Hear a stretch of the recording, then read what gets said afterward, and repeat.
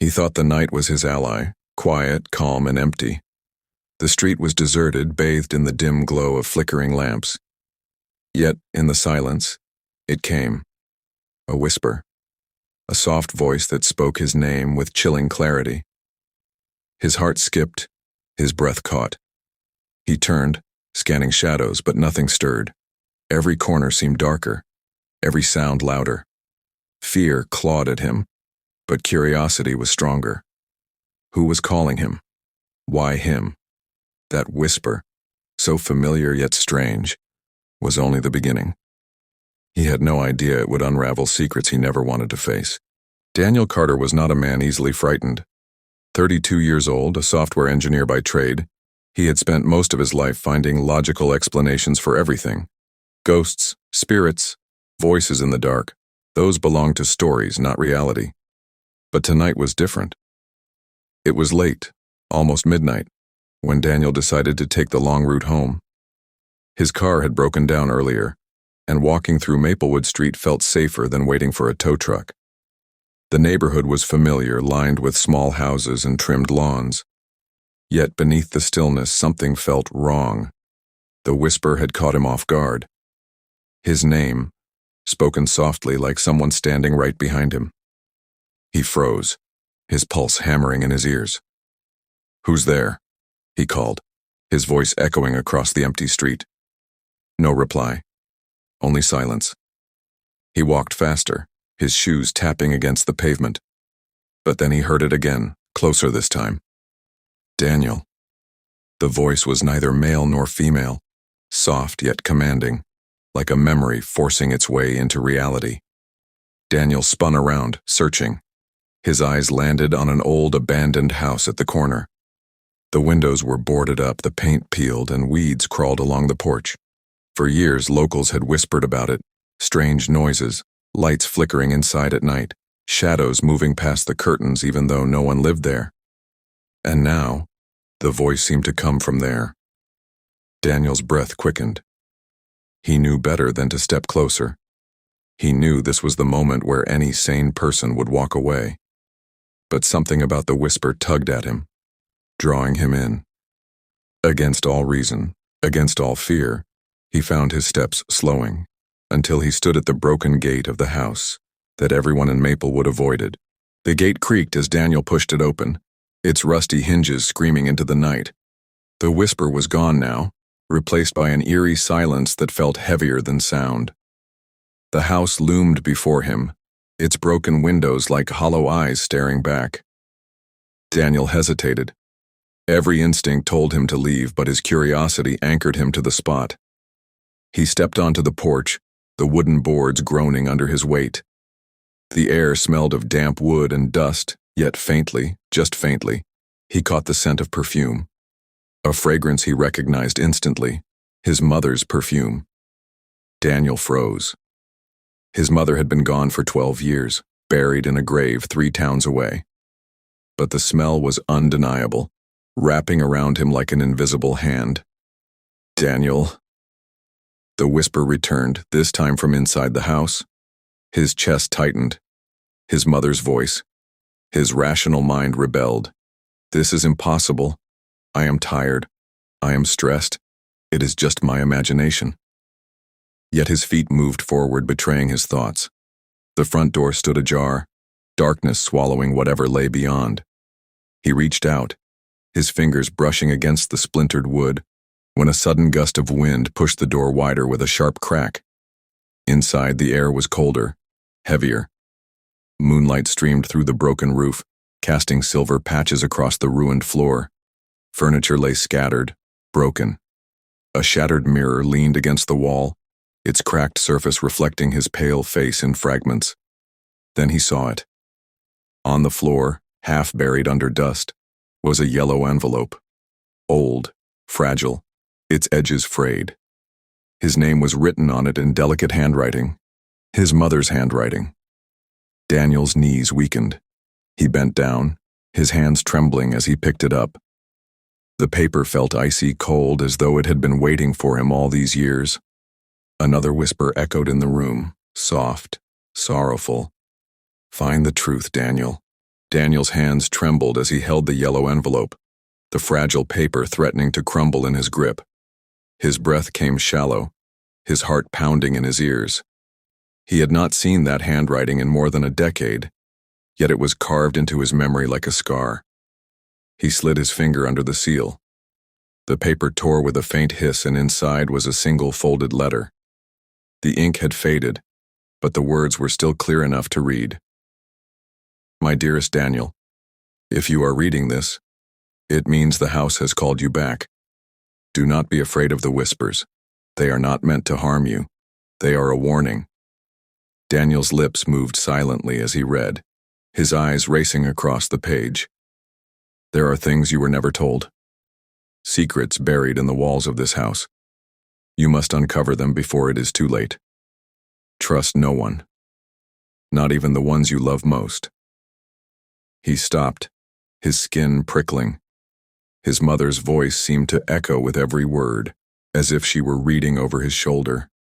Suddenly a sound broke the silence, a faint thud upstairs. Daniel's head snapped up, the letter still clutched in his hand.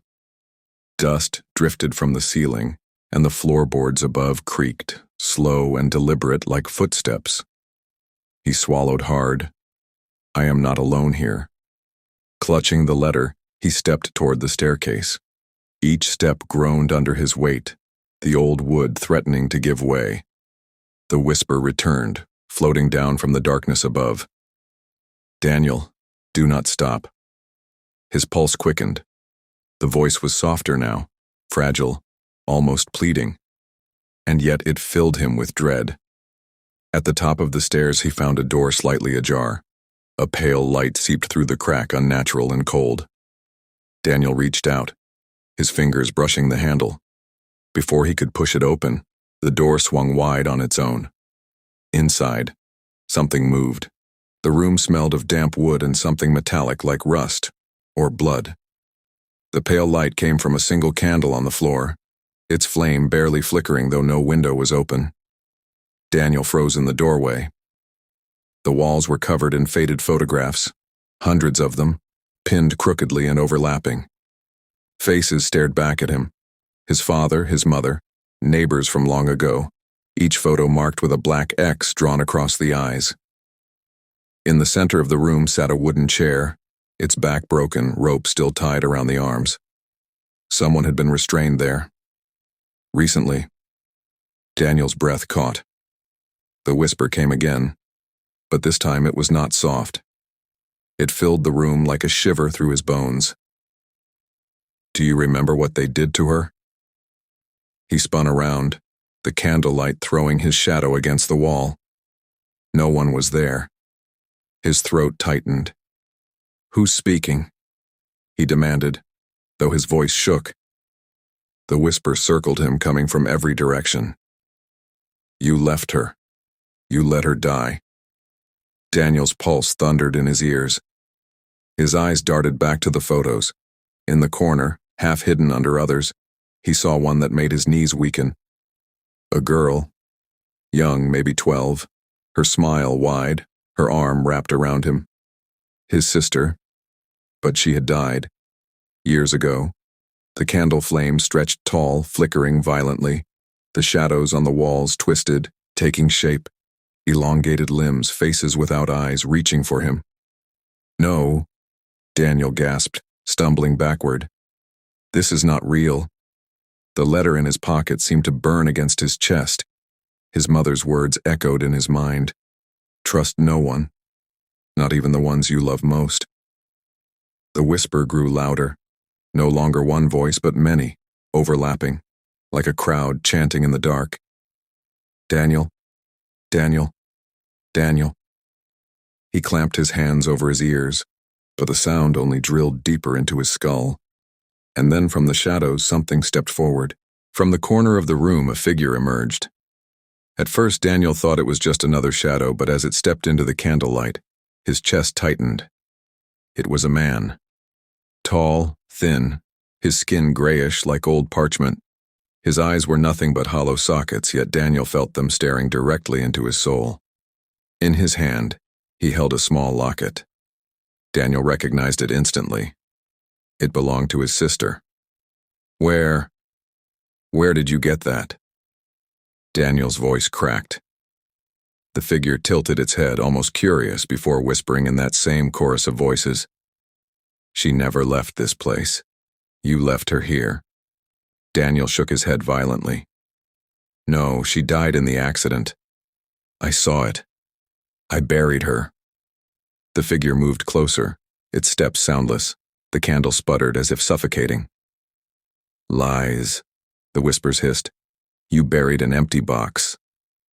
Daniel's stomach churned. Memories came flooding back. His sister screaming that night. The crash. The rain hammering against the windshield and his father's trembling hands. But had he really seen her body? Or had they all been told a story to hide something darker? He reached for the photo on the wall, the one of his sister smiling beside him. As he touched it, the paper burned his skin, searing like fire. He dropped it instantly, gasping. The figure extended the locket toward him. It swung gently, catching the faint light. Inside, Daniel knew would be proof. Proof that his sister's spirit still lingered. Or that something far worse had taken her place. His heart pounded as he stepped forward, trembling hand outstretched. The moment his fingers brushed the cold metal, the room changed. The walls rippled like water, the photographs peeling away, revealing something beneath. Not wood, not stone, but flesh. The entire room was alive, pulsing, breathing, as though he stood inside the belly of a creature that had been waiting for him all along. And the voices whispered, louder than ever. Welcome back, Daniel. We have been waiting. Daniel's knees nearly buckled as the walls throbbed around him like the chamber of a giant heart. The stench of rot filled his nose. The photographs, now half absorbed into the fleshy surface, twisted and warped. His sister's face staring at him, eyes wide, mouth open in a silent scream. He clutched the locket tighter. What are you? He demanded, his voice trembling but loud enough to echo through the pulsating chamber.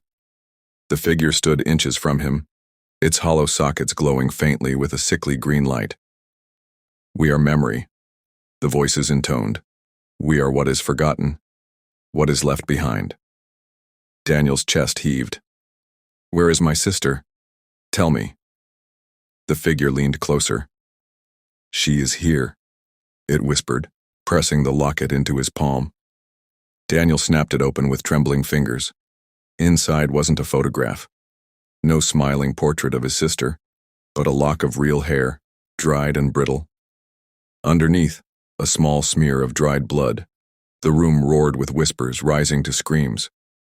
Daniel staggered backward as the walls split open, revealing writhing shapes trapped inside. Human shapes, pale arms reaching, faces pressed against the living walls, mouths moving soundlessly. Among them, his sister. Her lips moved, and though he couldn't hear her voice, he understood. Help me. Tears blurred Daniel's vision. No, I'll get you out, I swear. He clawed at the fleshy walls, his nails tearing, blood smearing across the living chamber. The figure laughed, a sound like thousands of voices breaking at once. You cannot save her. You belong here too. You always did. The walls shuddered violently. The floor cracked open, revealing a black void beneath. Daniel felt himself being pulled down, gravity tearing at his body. He screamed, reaching for his sister's hand through the wall. Their fingers brushed for a split second, warm, human, desperate. Then the darkness swallowed him whole. Daniel's eyes snapped open. He was lying on the wooden floor of the abandoned house, the locket still clutched in his bleeding palm. His body shook, sweat dripping down his face as if he had been drowning. The walls were silent, still. The photographs, gone. The whispers, gone. For a moment he thought it had been a dream, just a nightmare stitched together by grief. But then he looked at the locket.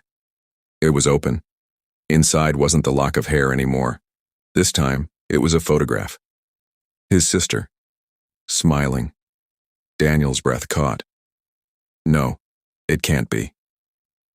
Her eyes in the picture seemed alive, filled with warmth. But just as quickly, her expression shifted. Her smile faded. Her lips moved in the photograph, forming two words he could read clearly. Not free. Daniel's heart stopped. He stumbled to his feet, his head pounding.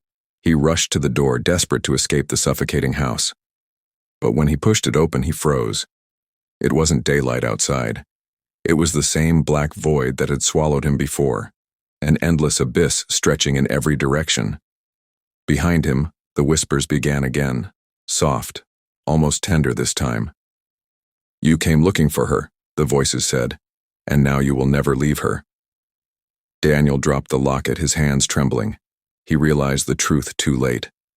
The house had not simply held memories, it had needed new ones, new lives to weave into its walls. And now Daniel was part of it. The last thing he saw was his sister's face pressed against the wall again, her hand reaching for him.